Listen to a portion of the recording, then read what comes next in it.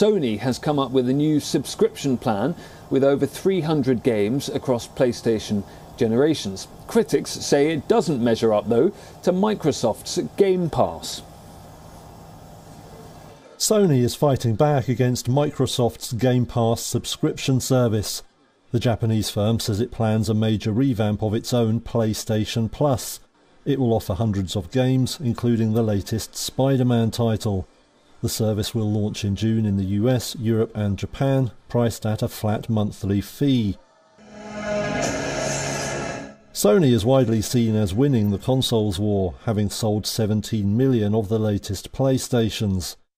But it's been under pressure to combat Microsoft's fast-growing Game Pass, which has 25 million subscribers.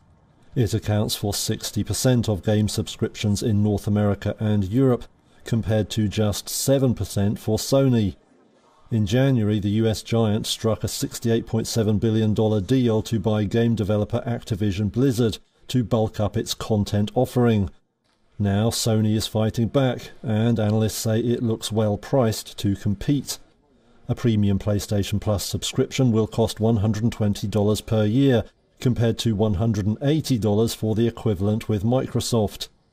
Online gaming is seen as the future of the industry, as it doesn't require users to install games on a console or PC.